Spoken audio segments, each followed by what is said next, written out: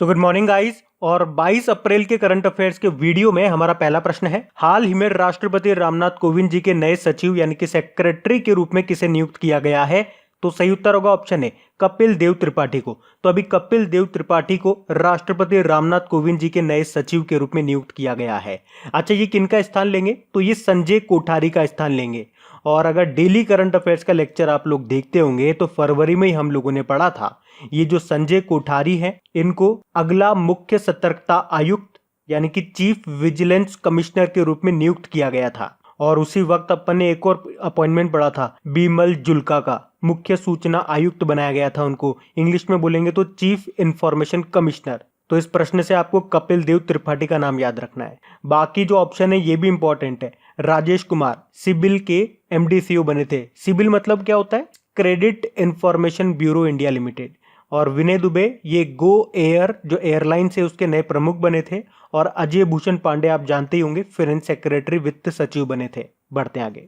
फिर है, हाल ही में किस बैंक ने ग्राहकों के लिए वॉइस बैंकिंग सर्विस शुरू की है? तो सही उत्तर होगा ऑप्शन सी, आईसीआईसीआई बैंक ने। तो अभी आईसीआईसीआई बैंक ने अपने कस्टमर्स के लिए अमेजन एलेक्सा और गूगल असिस्टेंट पर वॉइस बैंकिंग सर्विस शुरू की है। अब इसमें क्या होगा, तो इसमें आप बोल करके बैंकिंग के रिलेटेड जो भी आपके क्वेश्चन है वो आप पूछ पाओगे, जैसे कि आपके अकाउंट में कितना पैसा है, जो भी लेन देन हुए हैं उन सब के बारे में, और भी कई तरह की जानकारी आप जान पाओगे ऑडियो के थ्रू। तो याद रखना, किस बैंक ने शुरू की है voice banking service? ICICI bank ने। बाकी ये जो बैंक लिख रहे हैं यहाँ पे, ये भी अभी न्यूज में थे, जैसे कि कर्नाटका बैंक, अभी इसके एमडी को फिर से रीअपॉइंट किया गया था। उनका नाम क्या है? Mahabaleshwar MS. AU small finance bank के एमडी को भी पुनः नियुक्त किया गया था, उनका नाम भी क्या है? संजय अग्रवाल। और अभी यूनियन बैंक ऑफ इंडिया के एग्जीक्यूटिव डायरेक्टर बने थे विरूपाक्ष मिश्रा। आईसीआईसीआई बैंक की बात करेंगे, इसका हेडक्वार्टर मुंबई में है। एमडी है संदीप बख्शी और इसकी टैगलाइन क्या है? हम है ना ख्याल आपका। अभी आपको याद भी होगा, आईसीआईसीआई बैंक ने लॉकडाउन के दौरान अपने ग्राहकों को व्हाट्सएप पर अपनी सर्विस देना शुरू किया था। इसके अलावा अभी फोन पे ने यूपीआई लेन देन सर्विस के लिए आईसीआईसीआई बैंक के साथ समझौता किया था। तो ये पॉइंट्स भी ध्यान रखना। बढ़ते आगे। फिर है, हाल ही में किसने formula 1 sports Chinese virtual grand prix championship जीत ली है? तो सही उत्तर होगा ऑप्शन बी, चार्ल्स लेक्लर ने। तो फेरारी कंपनी के ड्राइवर हैं ये चार्ल्स लेक्लर, और इन्होंने अभी formula 1 sports Chinese virtual grand prix championship भी जीत ली है। एक्चुअली में कोरोना वायरस के कारण जो फॉर्मूला 1 रेस होनी थी वो नहीं हो पाई है, और उसकी जगह फॉर्मूला 1 ने एक नई तरह की sports virtual grand prix series का आयोजन किया। तो ये एक तरह का वीडियो गेम है ये एक तरह का, जिसे कोड मास्टर ने तैयार किया है, और इसे जीत लिया है चार्ल्स लेक्लर ने। इतना आपको याद रखना है। और ये भी याद रखना है, चार्ल्स लेक्लर ये किस कंपनी के ड्राइवर हैं? तो ये फेरारी के ड्राइवर हैं। बढ़ते आगे। फिर है, उड़ीसा उच्च न्यायालय यानी कि हाईकोर्ट के चीफ जस्टिस के रूप में किसे नियुक्त किया जाएगा? तो सही उत्तर होगा ऑप्शन ए, मोहम्मद रफीक को। तो मोहम्मद रफीक ये अभी मेघालय हाईकोर्ट में चीफ जस्टिस हैं, जिन्हें उड़ीसा हाईकोर्ट में संजू पांडा की जगह चीफ जस्टिस बनाया जाएगा। तो एक तो ये अपॉइंटमेंट हो गया। अच्छा, इनके अलावा 2 अपॉइंटमेंट मैं आपको और बताऊंगा, तो आप ध्यान से सुनना। अभी हमने कहा मोहम्मद रफीक ये अभी मेघालय हाईकोर्ट में चीफ जस्टिस हैं, और ये कहां पे चली जाएंगे? उड़ीसा हाईकोर्ट में चले जाएंगे। तो मेघालय हाईकोर्ट के चीफ जस्टिस की जगह खाली हो जाएगी। तो फिर बारी आएगी विश्वनाथ सोमदर की। तो फिर विश्वनाथ सोमदर को मेघालय हाईकोर्ट का चीफ जस्टिस बना दिया जाएगा। ये अभी इलाहाबाद हाईकोर्ट में चीफ जस्टिस है। 2 अपॉइंटमेंट हो गए। एक और अपॉइंटमेंट है, अभी कलकत्ता हाईकोर्ट के जो चीफ जस्टिस है दीपांकर दत्त, इन्हें बॉम्बे हाईकोर्ट का चीफ जस्टिस बनाया जाएगा। और ये किसका स्थान लेंगे? भूषण धर्माधिकारी की जगह लेंगे। ये बात आपको समझ में आई? एक बार फिर से देखो, अभी जो मेघालय हाईकोर्ट के चीफ जस्टिस है मोहम्मद रफीक, ये बन जाएंगे उड़ीसा हाईकोर्ट के, और जो अभी इलाहाबाद हाईकोर्ट के विश्वनाथ सोमदर हैं ये बन जाएंगे मेघालय हाईकोर्ट के।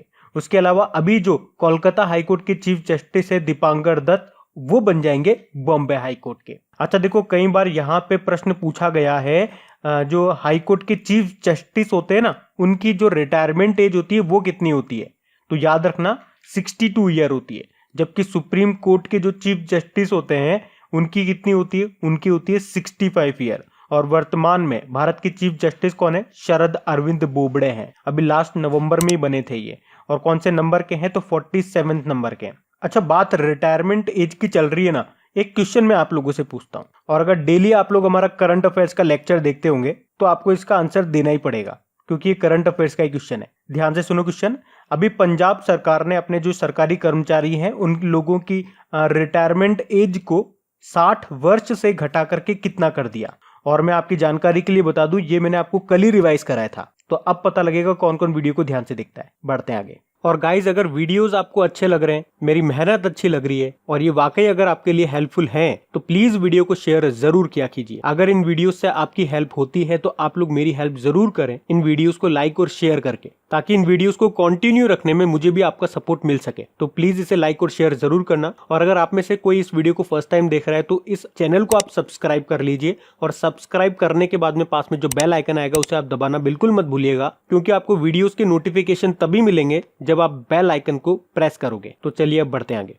फिर है, हाल ही में किस राज्य ने ई संजीवनी ओपीडी की शुरुआत की है? तो सही उत्तर होगा ऑप्शन है हिमाचल प्रदेश ने। तो हिमाचल प्रदेश सरकार ने बीमार लोगों को निशुल्क ऑनलाइन चिकित्सा परामर्श उपलब्ध कराने के लिए ई संजीवनी ओपीडी की शुरुआत की है। और ये सुविधा उन लोगों के लिए लाभदायक होगी जिन्हें कुछ हेल्थ इश्यूज है, पर वो कोरोना की डर से हॉस्पिटल नहीं जाना चाहते हैं। वो डर रहे हैं कि कहीं वो हॉस्पिटल जाएंगे और वो कहीं इन्फेक्टेड ना हो जाए। अब बात हिमाचल प्रदेश की है, तो ये रहा मैप में हिमाचल प्रदेश। कैपिटल, अच्छा देखो, इसकी 2 कैपिटल है। इसकी जो समर कैपिटल है वो है शिमला, और जो इसकी विंटर कैपिटल है वो है धर्मशाला। आपको बता दूं, ये इसकी जो धर्मशाला कैपिटल है ये एक बार एग्जाम में पूछी गई थी, तो आप इसको ऐसे याद रख लो, एस से शिमला और एस से समर कैपिटल। मुख्यमंत्री हैं जयराम ठाकुर और गवर्नर हैं बंडारू दत्तात्रेय। और अभी आपको याद होगा, प्रधानमंत्री उज्ज्वला योजना के अंतर्गत 100% एलपीजी कवरेज वाला भारत का पहला राज्य बना था आपका हिमाचल प्रदेश। और अभी हिमाचल प्रदेश सरकार ने पीएस आगंतुक सर्वेक्षण प्रणाली व ई नाइट बीट चेकिंग प्रणाली की भी शुरुआत की थी। इसके अलावा अभी हिमाचल प्रदेश में संक्रमित लोगों का पता लगाने के लिए कौन सा कैंपेन शुरू किया था? एक्टिव केस फाइंडिंग कैंपेन शुरू किया था। बाकी यहाँ पे कुछ नेशनल पार्क्स आप जान लो, जैसे कि यहाँ पे है great Himalayan national park, Pin valley national park, Inder Kila national park, Kheerganga national park, और एक और है सिंबलवारा नेशनल पार्क। तो ये भी याद रखना। बढ़ते हैं आगे। फिर है, हाल ही में किस आईआईटी ने high speed magnetic RAM develop की है? तो सही उत्तर होगा ऑप्शन डी, आईआईटी मंडी ने। आईआईटी मंडी कहां पर है? ये हिमाचल प्रदेश में है। तो अभी इसने एक high speed magnetic RAM develop किया है। रैम मतलब क्या होता है? Random access memory. तो इसमें ज्यादा डेटा स्टोर हो सकेगा और इसमें एनर्जी की भी बचत होगी। अच्छा, अगर आपसे पूछा जाए ये हाई स्पीड मैग्नेटिक रैम किस टेक्नोलॉजी पे काम करता है, तो ये काम करता है स्पिंट्रोनिक तकनीक पे, इसीलिए इसका पूरा नाम भी है spin transfer torque magnetic RAM.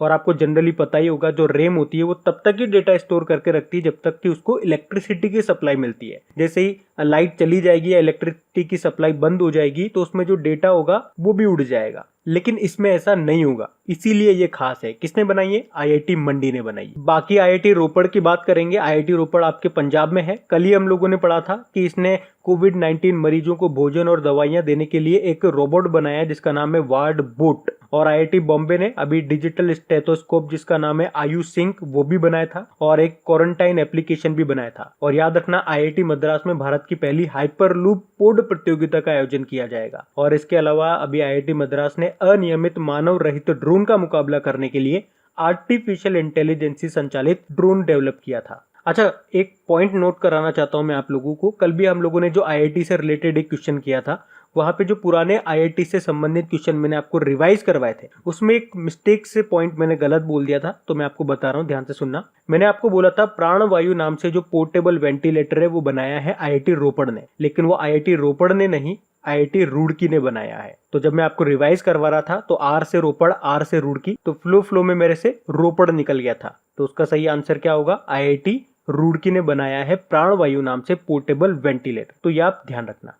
फिर है, हाल ही में किस राज्य सरकार ने कोविड-19 योद्धा कल्याण योजना शुरू की है? तो सही उत्तर होगा ऑप्शन बी, मध्य प्रदेश ने। अब इसमें क्या होगा? तो इस योजना में लगभग 1 लाख आंगनवाड़ी कार्यकर्ताओं को लाभ मिलेगा। कैसे मिलेगा? तो इसमें जो आंगनवाड़ी कार्यकर्ता होते हैं उनको 50 लाख रुपए का विशेष स्वास्थ्य बीमा दिया जाएगा। क्यों? क्योंकि ये जो आंगनवाड़ी कार्यकर्ता है ये कोविड-19 के जोखिम के बीच में डोर टू डोर सर्वे कर रहे हैं, और सर्वे के अलावा ये बच्चों को पोषण आहार प्रदान करने के लिए हर घर का दौरा भी कर रहे हैं। इसीलिए इस योजना के अंतर्गत इनको 50 लाख रुपए का स्वास्थ्य बीमा दिया जाएगा। तो योजना का नाम क्या है? कोविड-19 योद्धा कल्याण योजना। अच्छा, एक योद्धावु मोबाइल एप्लीकेशन भी एक सरकार ने लॉन्च की थी। किस सरकार ने? केरल सरकार ने।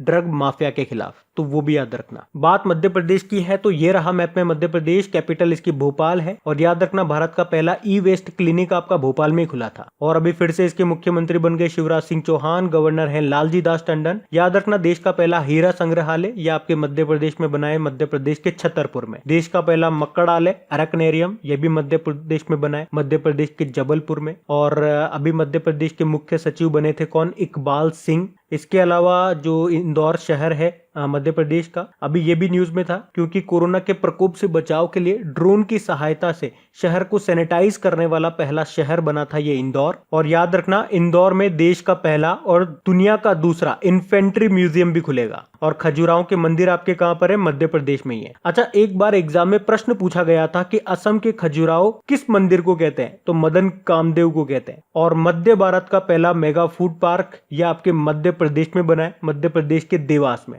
और पूछा जाए आपसे कि मध्य प्रदेश का किशोर कुमार सम्मान 2018 के लिए किसको मिला था? तो वहीदा रहमान को मिला था। उसके अलावा अभी मध्य प्रदेश सरकार ने रेडियो स्कूल भी शुरू किया था। और अभी मध्य प्रदेश सरकार ने एस्मा ESMA ये भी लागू किया था। एस्मा क्या होता है मैं आपको डिटेल में समझा चुका हूँ। अभी यहाँ पे मिर्च महोत्सव और नमस्ते ओरछा महोत्सव भी मनाया गया था, तो ये भी याद रखना। बढ़ते आगे। फिर है हाल ही में world creativity and innovation day यानी कि विश्व रचनात्मक और नवाचार दिवस कब मनाया गया? तो सही उत्तर होगा ऑप्शन बी 21 अप्रैल को। तो हर साल ये 21 अप्रैल को ही मनाया जाता है। और मनाया क्यों जाता है? इसको मनाने का उद्देश्य क्या है? तो लोगों में नए विचारों का आह्वान करना और रचनात्मकता और नवाचार यानी कि क्रिएटिविटी और इनोवेटिव सोच रखने वालों को एनकरेज करना इसका मुख्य उद्देश्य है। इसे यूनाइटेड नेशन के द्वारा मनाया जाता है। अच्छा, अब इंपॉर्टेंट डे वाला क्वेश्चन है। तो अप्रैल में जितने भी इंपॉर्टेंट डे आए सारे मैंने आपको रिवाइज कराए। एक बार फिर मैं आपको रिवाइज कराता हूं।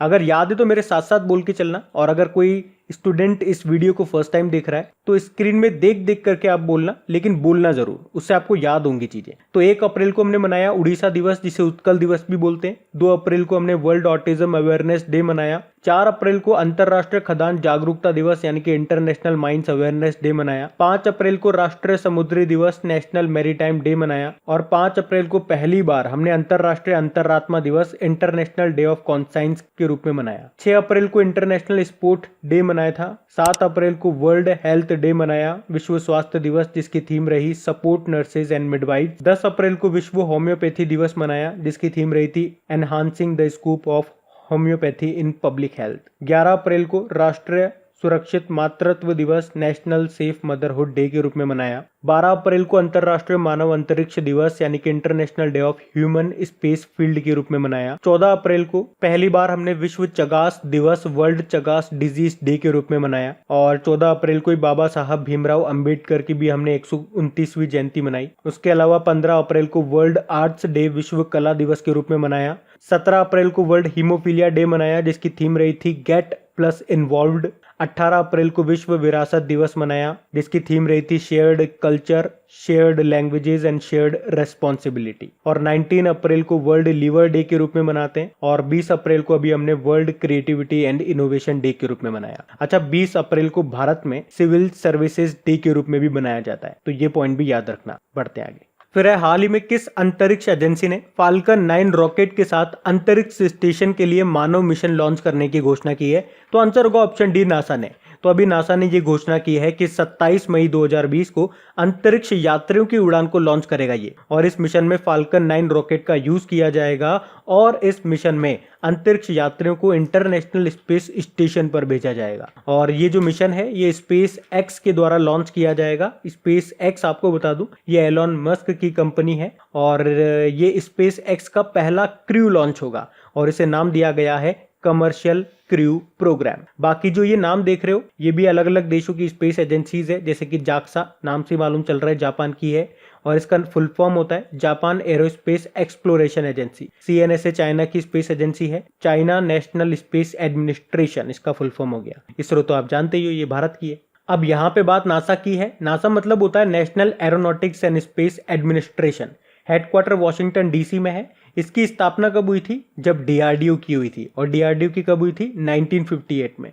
इसके अध्यक्ष हैं जिम ब्रिडस्टीन। इसके अलावा नासा से 2 नाम मैं आपको हमेशा बताता हूँ। एक तो नाम है क्रिस्टीना कोच का और एक नाम है जेसिका मीर का। इनके नाम आपको क्यों याद रखने? क्योंकि अभी इन्होंने अंतरिक्ष में पुरुषों के बिना इंटरनेशनल स्पेस स्टेशन के बाहर चहलकदमी करके इतिहास बनाया था। और क्रिस्टीना कोच की बात करेंगे तो इन्होंने अंतरिक्ष में सबसे लंबे समय तक रहने का रिकॉर्ड बनाया है महिलाओं में, 328 दिनों तक रही थी ये, तो ये भी ध्यान रखना। बढ़ते हैं आगे। फिर है हाल ही में BMW इंडिया के अध्यक्ष व CEO का निधन हो गया। क्या नाम था उनका? सही उत्तर होगा ऑप्शन है रुद्र तेज सिंह। तो अभी BMW इंडिया के प्रेसिडेंट और CEO थे ये रुद्र तेज सिंह, और अभी इनका निधन हो गया। याद रखना, ये रुद्र तेज सिंह BMW इंडिया के संचालन करने वाले पहले भारतीय थे। 2019 में ही तो अपॉइंट हुए थे, मतलब उन्होंने ये पद संभाला था, और अभी इनका निधन हो गया। अच्छा, इनके अलावा कुछ और नाम मैं आपको बताऊंगा जो अभी न्यूज में थे, जैसे कि जीन डाइच। तो आपने बचपन में टॉम एंड जेरी जरूर देखा होगा, तो उस कैरेक्टर को इन्होंने ही डिजाइन किया था। और पोपोय द सेलरमैन हो गया, मुनरो जैसी जो फिल्में हो गई, उनको डायरेक्ट और प्रोड्यूस इन्होंने ही किया था। इनकी अभी उम्र थी 95 ईयर, और अभी इनका निधन हो गया है। इन्हें जो कार्टून फिल्म मुनरो है उसके लिए ऑस्कर भी मिल चुका था। बाकी लाइसेनिया करसे की बात करेंगे, फिजी देश के ये पूर्व प्रधानमंत्री थे, और अभी इनका निधन हो गया। फिजी की कैपिटल बता दो जरा। फिजी की कैपिटल है सुआ, फिजियन डॉलर इसकी करेंसी है। वर्तमान में इसके प्रधानमंत्री है फ्रैंक बैनिमारामा। बाकी रंजीत चौधरी की बात करेंगे तो ये अभिनेता थे, और अभी इनका भी निधन हो गया था। तो इस एक क्वेश्चन में मैंने आपको 4 क्वेश्चन करवा दिए हैं। अब इन 4 क्वेश्चन को मैं अलग अलग कराता तब भी 4 ही होते, क्योंकि ऑबिचरीज में सिर्फ आपको नाम ही पढ़ना होता है और थोड़ा सा उनके बारे में ऑक्यूपेशन जानना होता है कि ये क्या थे। तो अलग अलग क्वेश्चन करा करके क्वेश्चन नंबर ज्यादा दिखा देता, वो सिर्फ फॉर्मेलिटी होती। तो हमारी फिलॉसफी आपको यहाँ पे ज्यादा नंबर ऑफ क्वेश्चन दिखाने की नहीं है। तो हमारी फिलॉसफी, हमारी थिंकिंग सिर्फ इतनी सी है कि कम से कम समय में आपको ज्यादा से ज्यादा जानकारी दी जा सके। तो ये चारों नाम देख लेना एक बार, पढ़ते आगे। फिर है हाल ही में रिचार्जेबल मेटल एयर बैटरी बनाने के लिए किसका इस्तेमाल किया गया? तो आंसर होगा ऑप्शन डी, मछली का।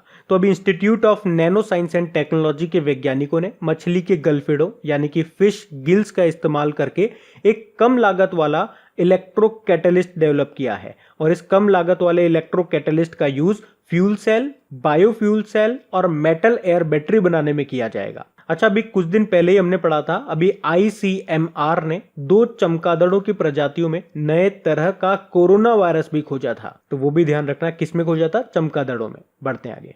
फिर है हाल ही में किस केंद्रीय मंत्री ने नई दिल्ली में भारत के अमूर्त सांस्कृतिक विरासत के राष्ट्रीय सूची का शुभारंभ किया, यानी कि इंटेंजिबल कल्चर हेरिटेज की राष्ट्रीय सूची जारी की है? सही उत्तर होगा ऑप्शन सी, प्रहलाद सिंह पटेल ने। अब अमूर्त विरासत ये क्या होते हैं? देखो, जैसे ताजमहल हो गया, जैसे अजंता एलोरा की गुफाएं हो गई, या इस तरह से जो भी यूनेस्को के स्थल है जिन्हें हम छू सकते हैं। लेकिन ऐसी सांस्कृतिक विरासत जिन्हें हम छू नहीं सकते, उन्हें हम अमूर्त सांस्कृतिक विरासत कहते हैं। उदाहरण के तौर पे जैसे कि किसी स्थान का कोई नृत्य हो गया, कोई मेला हो गया, जैसे हमने पढ़ा भी था थाईलैंड का नोवाड थाई मसाज, तो इन सबको ही कहते हैं इंटेंजिबल कल्चर हेरिटेज। तो अभी हमारे जो कल्चर एंड टूरिज्म मिनिस्टर हैं प्रहलाद सिंह पटेल, उन्होंने इसकी राष्ट्रीय सूची लॉन्च की है विजन 2024 के अंतर्गत, जिसका लक्ष्य क्या है? भारत के अमूर्त सांस्कृतिक विरासत के बारे में अंतरराष्ट्रीय स्तर पर जागरूकता फैलाना। और भारत में जितनी भी अमूर्त सांस्कृतिक विरासतें हैं, उनमें से 13 को यूनेस्को ने अपने अमूर्त सांस्कृतिक विरासत की सूची में शामिल किया है। तो ये ध्यान रखना। अब बात करेंगे कल के वीडियो में पूछे गए प्रश्न के उत्तर की। तो कल के वीडियो में आपसे पूछा गया था कि भारत सरकार ने हाल ही में फिट इंडिया मूवमेंट के तहत कौन सा कार्यक्रम लॉन्च किया है? तो सही उत्तर था option D, fit India active day program. तो आप सभी लोगों ने प्रश्न का बिल्कुल सही उत्तर दिया है। और गाइज, अगर वीडियो को अभी तक आपने लाइक शेयर नहीं किया है, इसे लाइक शेयर करना भूल गए हैं तो प्लीज इसे लाइक शेयर जरूर कीजिएगा। तो गाइज, इन सभी क्वेश्चंस का क्विज बना करके मैंने एप्लीकेशन पे अपलोड कर दिया है। तो अगर आपने वीडियो बिल्कुल ध्यान से देख लिया है तो वहां जाइए और इन सभी क्वेश्चंस का आप प्रैक्टिस लगा लीजिए, ताकि ये सारे क्वेश्चंस आपको अच्छी तरीके से याद हो जाए। और जो नए स्टूडेंट इसे पहली बार देख रहे हैं, आपको बता दूं कि क्विज में अब रैंकिंग फीचर भी ऐड हो चुका है। तो अगर आप कम समय में ज्यादा से ज्यादा क्वेश्चन राइट करते हो तो आपका नाम आपके फोटो के साथ टॉप 10 स्टूडेंट्स में आपको दिखाई देगा। आपको ही नहीं, जितने भी लोग क्विज लगाएंगे उन सबको दिखाई देगा कुछ इस तरीके से, ताकि आपको भी एक अंदर से मोटिवेशन मिल सके कि आपको भी यहां तक पहुंचना है, ताकि सब लोग आपको टॉप 10 में देख सकें। लेकिन इसका मतलब ये नहीं कोई शॉर्टकट तरीका आपको अपनाना है। यहाँ पे आप अपनी प्रैक्टिस कर रहे हो तो बिल्कुल ईमानदारी रखना, क्वेश्चन को पूरा रीड करना और ध्यान से आंसर लगाना। और वैसे भी आप तो आपकी इन करंट अफेयर्स का रिवीजन करवाने के लिए मैं इसका ऑडियो भी तैयार कर रहा हूँ, तो दिन में 4 से 5 मिनट निकाल करके वो आप ऑडियो सुन लीजिए, ताकि आपका इन करंट अफेयर्स का फिर से रिवीजन हो जाए। क्योंकि आपको पता है चीजों को पढ़ना इंपॉर्टेंट है, लेकिन समय समय पर उनका रिवीजन करना बहुत ज्यादा जरूरी है। रिवीजन नहीं करोगे तो वो सारी चीजें आप भूल जाओगे। तो आप ही के लिए मैं इसका रिवीजन ऑडियो तैयार कर रहा हूँ। तो उस ऑडियो का लिंक मैंने नीचे डिस्क्रिप्शन में दे दिया है, वहां जाकर के आप मुझे फॉलो कर लीजिए। और फॉलो करने के बाद में पास में जो बेल आइकन आएगा आप उसे जरूर दबा लेना, ताकि जब भी मैं ऑडियो अपलोड करूं उसका नोटिफिकेशन आपको मिल सके। और एप्लीकेशन अगर अभी तक आपने डाउनलोड नहीं किए तो उसका लिंक भी आपको नीचे मिल जाएगा। वहीं पे आपको क्विज, वीडियो, पीडीएफ सब मिल जाएंगे। तो इस प्रश्न का उत्तर आता है तो कमेंट बॉक्स में जरूर टाइप करिए। चलिए अब मिलते हैं करंट अफेयर्स के रिवीजन वीडियो में। Thank you guys.